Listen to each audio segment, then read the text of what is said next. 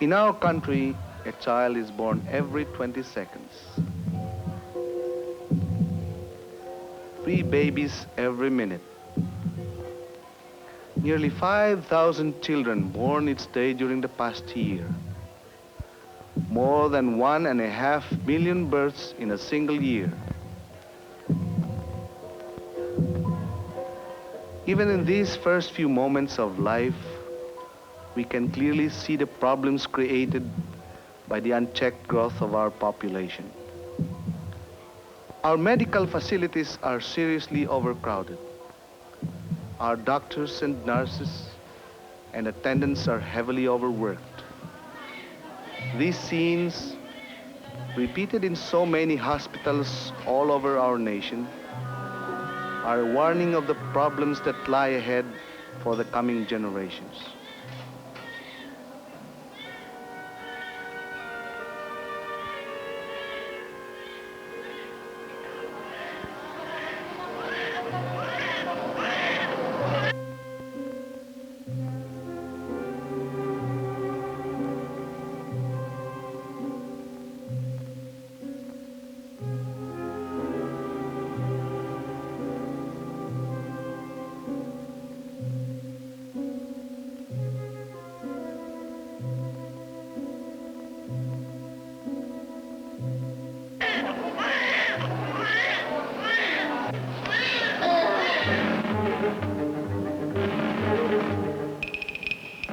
For all of us who live in the Philippines, this is a familiar scene.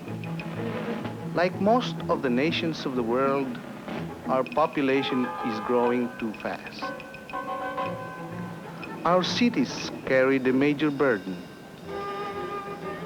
The danger to the quality of our lives, to our hopes for the future, is very great.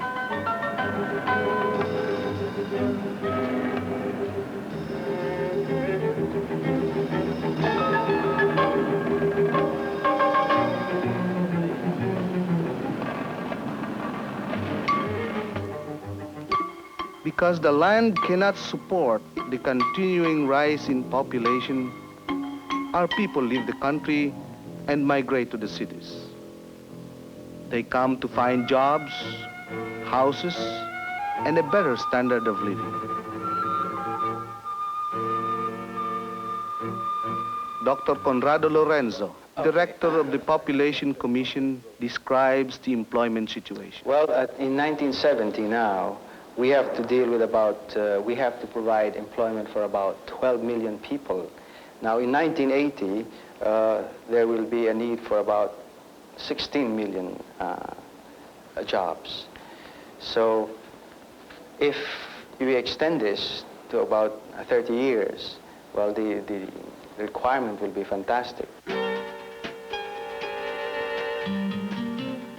The city cannot provide jobs, nor can it offer decent housing.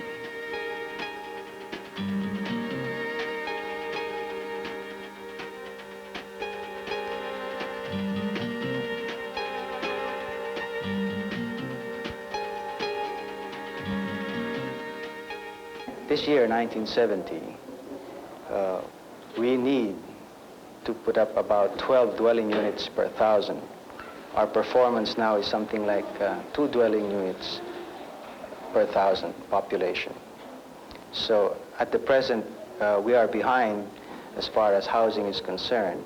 Now with a rapid growth rate, this will be even more magnified.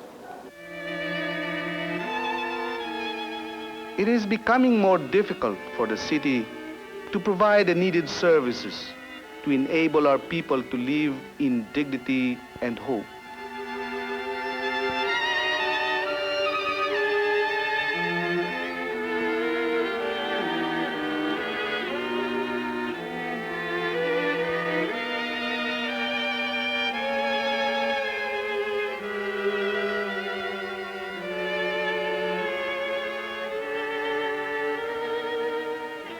Dr. Mercedes Concepcion, director of the Philippines Population Institute and a world-famous demographer, explains the situation. Well, for one thing, let us take the city of Manila as a case in point.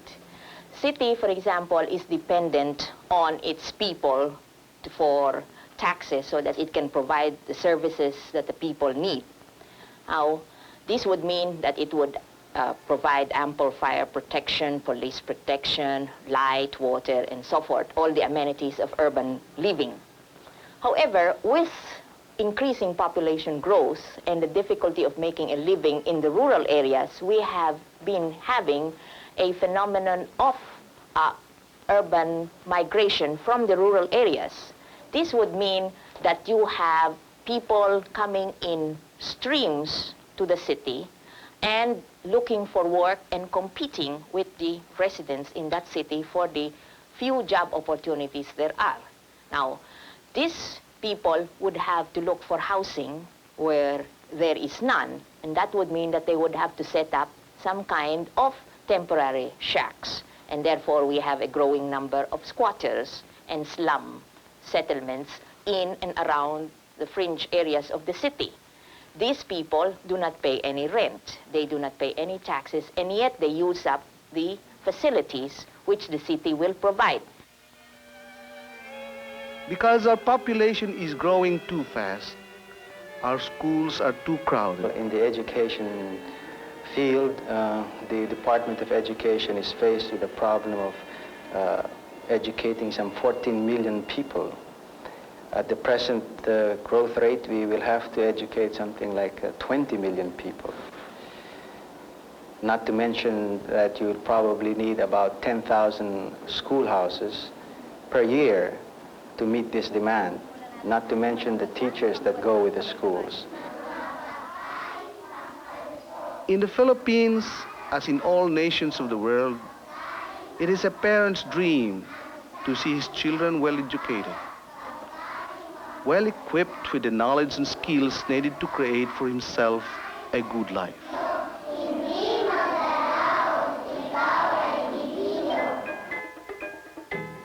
It is a parent's dream too to see his children well nourished, to buy for them the food they need for strength and growth.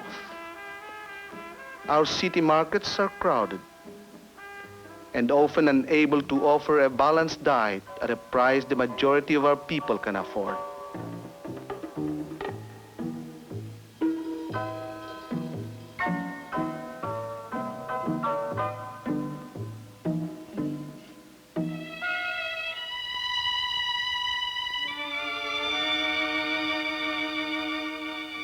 Within many Philippine homes, the pressure of too many mouths to feed makes life even more difficult. The diet so necessary for the health and well-being of the family is just not possible. So, the cycle is complete.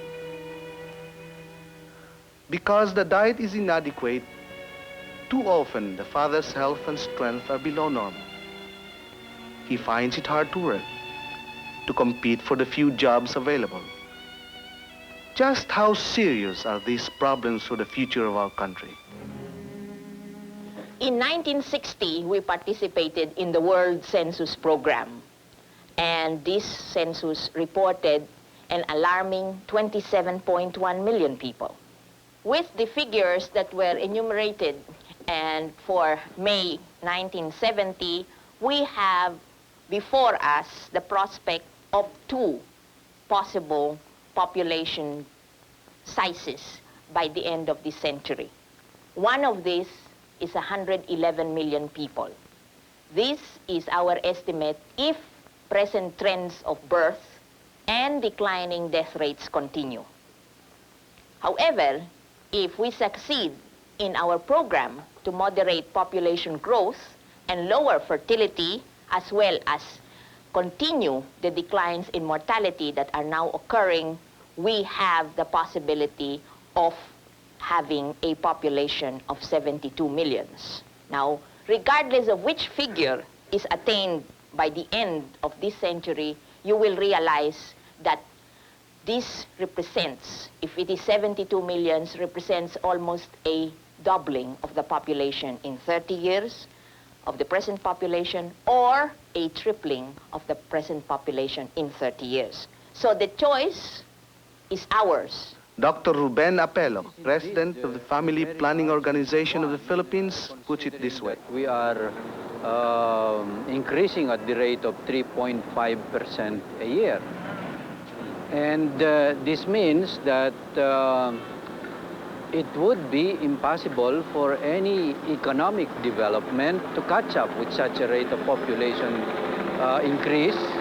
And this means further that all the efforts of the government to improve the way of living of our countrymen would be nullified. But we have a choice. Family planning enables parents to have children only when they want them, when they can care for them, in clinics and hospitals, in the cities, towns and villages. The message of family planning, an effective and hopeful message, is being brought to our people. The women come to these clinics in ever-increasing numbers because they want to know. They want and need the knowledge that will enable them to have the children they want when they want them. Wala ka bang ginagamit na ibang paraan tungkol sa family planning? Wala. Wala pa? Wala pa. Ano ang dahilan at naisipan mo ang mag-family planning? Mahirap. Mahirap ang buhay. For many of these women, this is the first time they have ever been told that they have a choice. They learn how they can safely limit the size of their families. Sa ipinaliwanag ho namin iba't ibang pamamaraan ng pagpaplano ng pamilya, alin ho naman sa mga bagay na yan ang inyong napili? Ayun nga ho, IUD. Ito hong IUD. Ang IUD ho, ito ho ang tinatawag na intrauterine device. Bakit naman In many clinics such as this one, we begin to see a new hope for tomorrow. The beginning of a process by which the dignity and aspirations of our people can be given a new promise. Pwede hong tanggalin ito ng doktor pagkaraan na kung ilang taon ninyo gustong maging, ang bunso ninyo kung gusto niyo maging 5 taon, at kung gusto niyo masundan pa, ay pumunta lang kayo dito sa aming klinika at tatanggalin niya ng doktor at sa susunod na buwan, maaaring kayo ay magbuntis ng muli. Bakit naman ho napili niyo ito?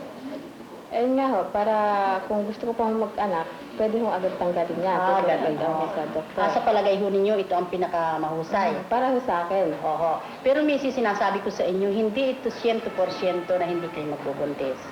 Maaari ho sa loob ng 100%. But it is only a beginning.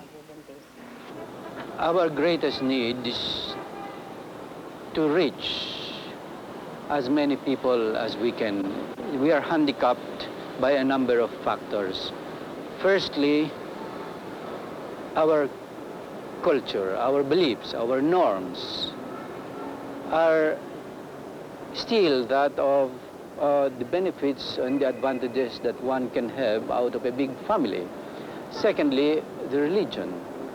We are 85% Catholic, and you know that while the Catholic Church is not against family planning, it supports only one method of conception control, which, if we look at it from the point of view of what it can do to regulate population growth, it will be completely ineffective.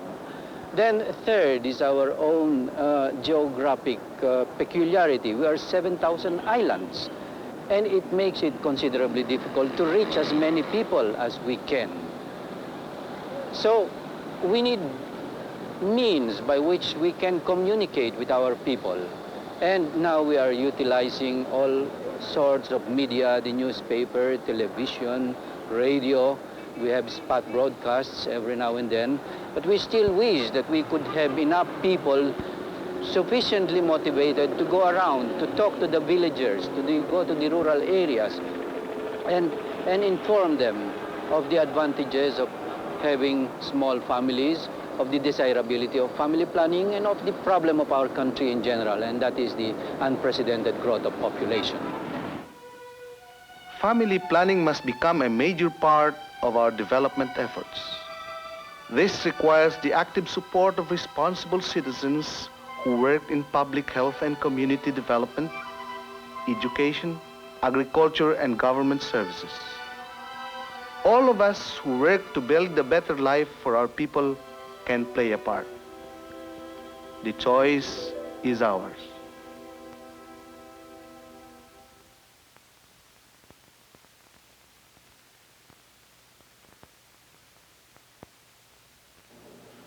I welcome this opportunity to speak about the efforts of the Philippines to contain unrestrained population growth, a problem which has engaged the attention and concern of governments all over the world. The Philippines does not minimize the perils posed by this problem, especially because with a population growth of 3.2% annually, we are among the highest in growth rate in the world. If not sooner contained, this rate of population growth will surely outpace our country's capacity to take care of its people. Therefore, we have exerted extraordinary efforts to cope with the situation at the earliest possible time. Barely a decade ago, the crisis of population growth was only real to demographers and social scientists. Today, the world has taken cognizance of these crises, and everywhere there are mounting initiatives to assure the human community of an orderly and constant regeneration commensurate with the capacities of our world to feed, clothe, educate, and protect the welfare of human beings. In 1969, I created the Commission on Population precisely because I was aware that an immediate, massive effort should be made to contain population growth. The Commission was charged with promulgating policies on family planning, promoting the broadest understanding of the stakes at issue, and making contact with similar working groups in other parts of the world, both to contribute to their efforts and to learn from them. Our primary problem in this area was the unpreparedness of our people for the concept of family planning. The Filipinos are inherently family-oriented. They count large families as a priceless treasure. So, in a way, by advocating family planning, we were going against the native grain. Yet the grave problem of population explosion must be faced, for it is a reality already upon us and cannot be pushed aside by sentimentality. I am glad to say that we have achieved a fine balance in our philosophy and efforts. In the relatively short period of 3 years, we have made hopeful progress in organizing the effort to contain population growth. We now have 500 family planning clinics all over the country, which will spiral to about 800 more such clinics by the middle of next year, 1971. The majority of these clinics are privately operated, but by next year, the government will have 300 clinics of its own. Out of the 800 programs, we have fielded a fairly sizable army of doctors, nurses, and midwives, as well as educators, especially the teachers in the public schools who will be harnessed to help. We will increase the number of this army of professionals. And it is heartening that in many parts of the world, the same efforts are being exerted and the same high goals are being eyed. The International Planned Parenthood Federation, of which our own counterpart group is a member, deserves the highest compliments for its vanguard position in the battle to control population growth. I foresee that with such groups at work and with the devotion and understanding already demonstrated by these new priesthood of activists, the critical and crucial work to save the world from itself will not be in vain. Rather, it will grow and become a true wave of the future.